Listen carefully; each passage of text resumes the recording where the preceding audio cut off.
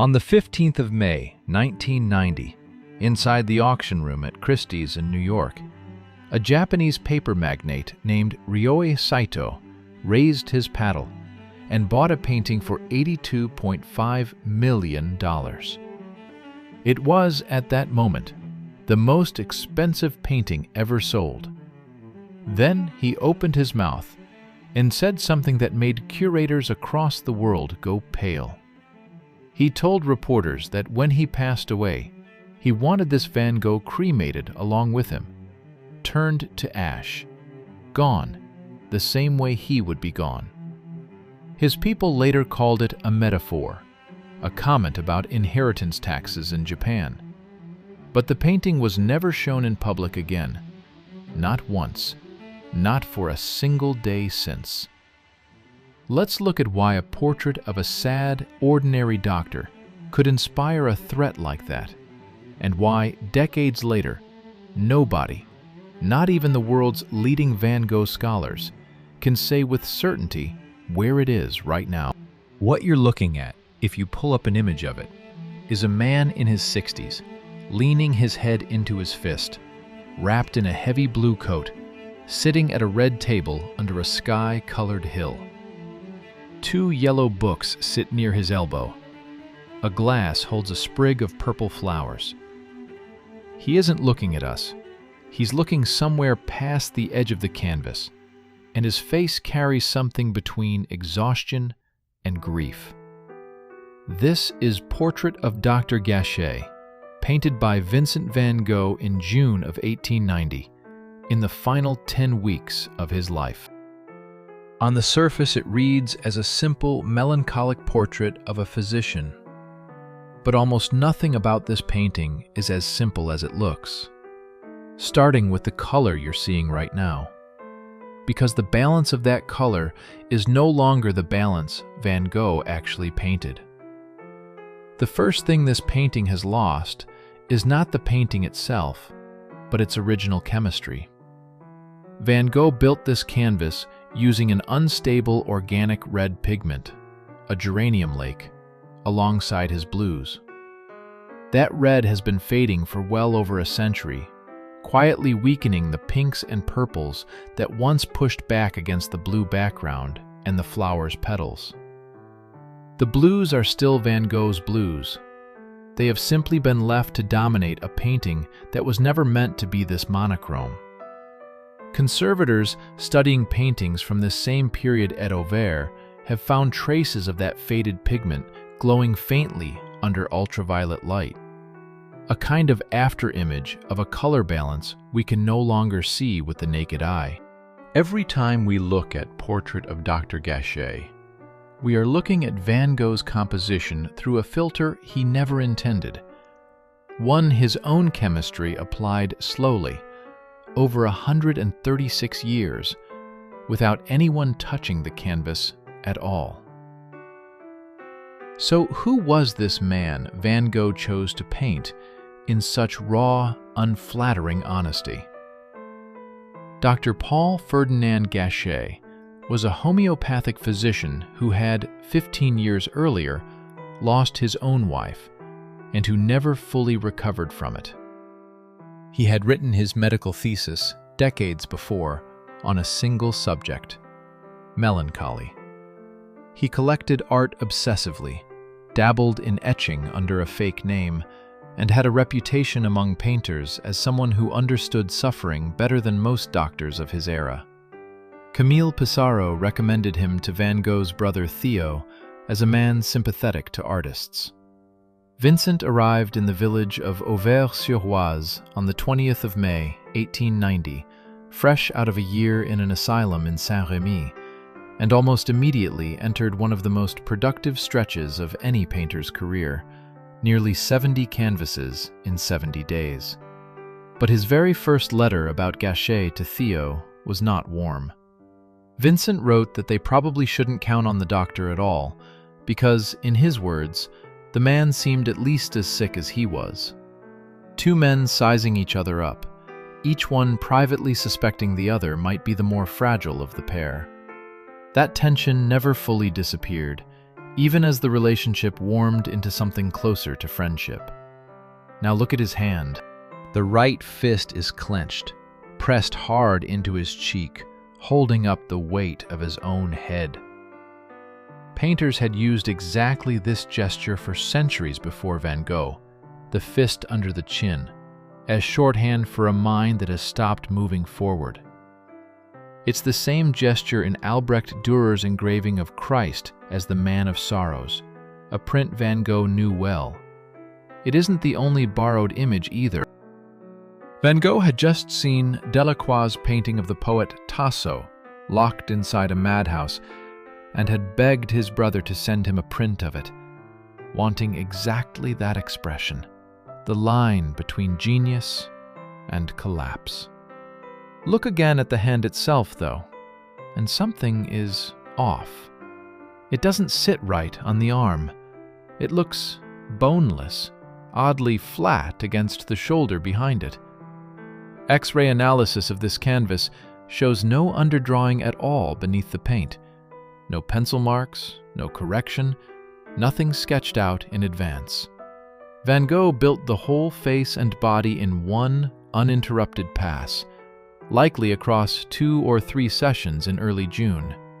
Whether that anatomical distortion was a deliberate symbolic choice, or simply the price of working this fast, it serves the same aim he described to Gauguin in a letter, wanting not a photographic likeness, but, in his own words, the heartbroken expression of our time, which brings the eye down to the flowers. That sprig in the glass is foxglove, Digitalis purpurea.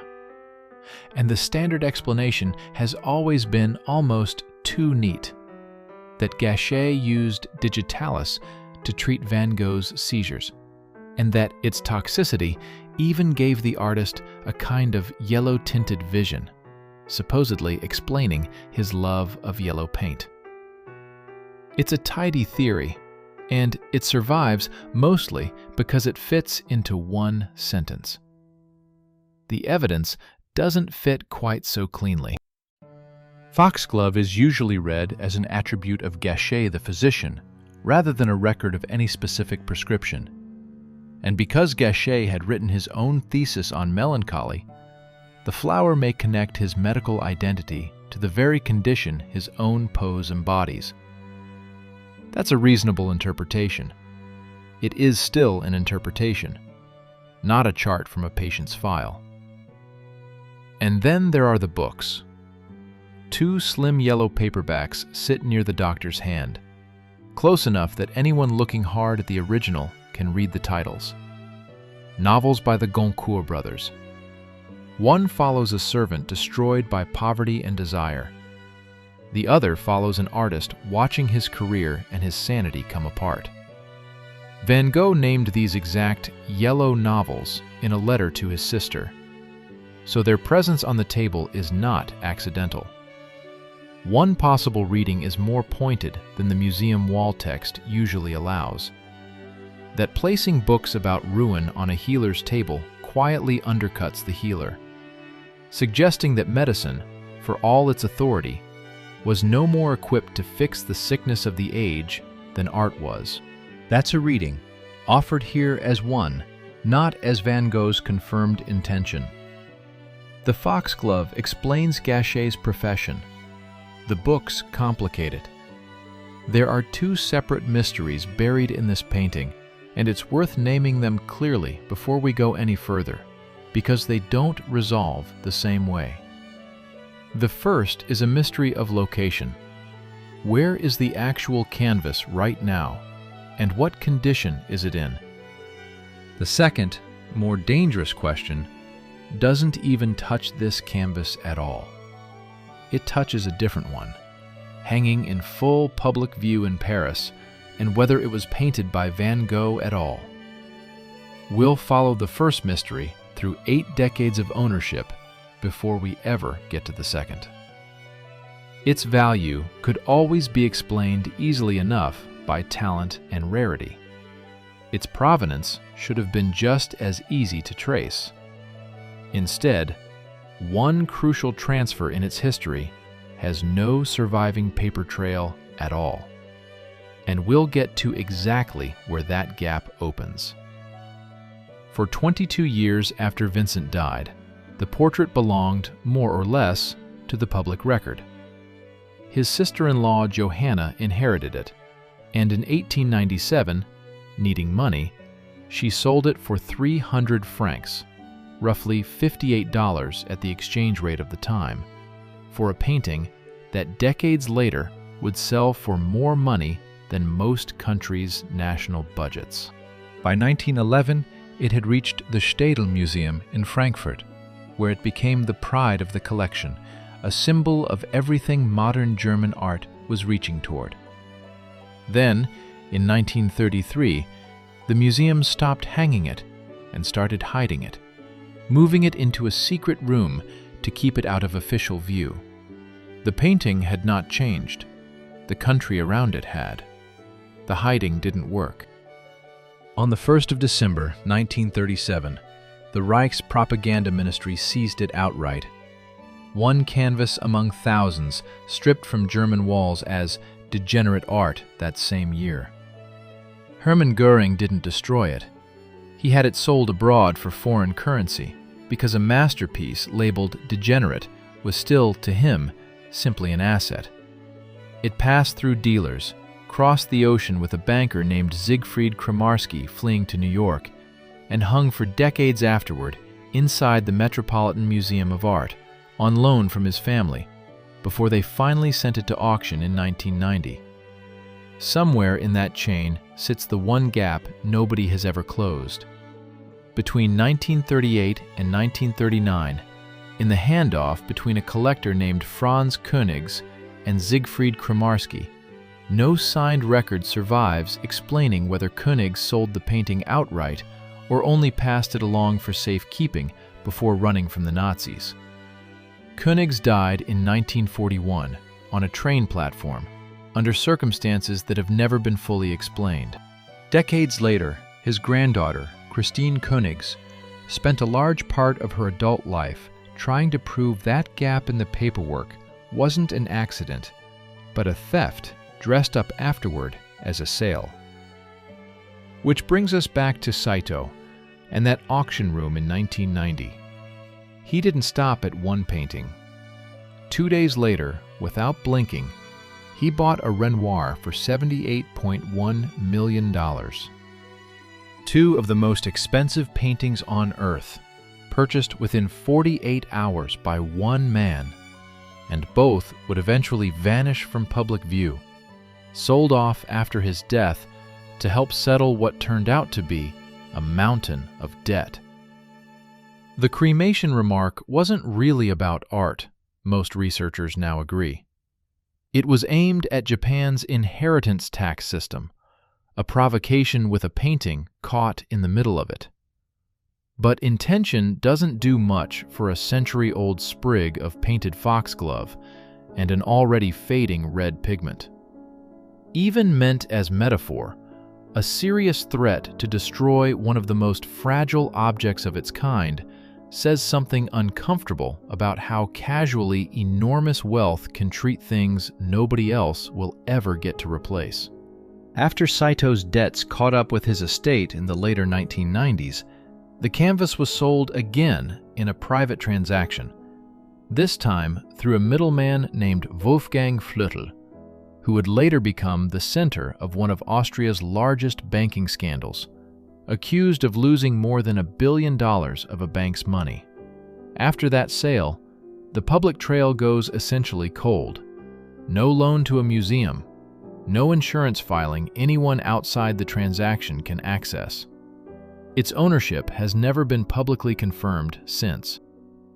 Journalists and market insiders have pointed toward a wealthy Italian family with a residence in Lugano, Switzerland, heirs to a cheese empire, and reporting as recent as 2024 has suggested investigators may finally be closing in on an answer. The family has denied possessing it. No independent examination of the canvas has taken place. As it stands, this remains the closest thing to an answer the outside world has, which is to say, not quite an answer at all.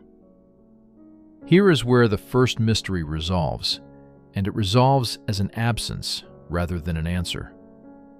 In 2019, the Städel Museum in Frankfurt, the same museum the Nazis stripped this painting from in 1937, hung its original, empty gold frame back on the wall. No canvas inside it, just the frame, and a small plaque explaining what used to live there. An institution publicly mourning a painting it can neither display nor independently examine. It's one of the strangest exhibits in modern museum history. Grief made literal, a hole in a wall where a face used to be. And because the actual canvas hasn't been publicly examined in decades, its present physical condition simply cannot be independently assessed by anyone. Not by the Städel, not by the Musée d'Orsay, not by a single conservator alive. Which leaves the second mystery, the more dangerous one. And it isn't about where a canvas is hiding. It's about what's hanging in plain sight in Paris. Both the Musée d'Orsay and the Van Gogh Museum continue to attribute the second version of this portrait, the one on public display, to Van Gogh himself, describing it as a personal gift the artist made for Gachet at the doctor's own request. Most museum labels repeat this without much elaboration, but the Orsay's own chief curator has acknowledged something harder to explain away.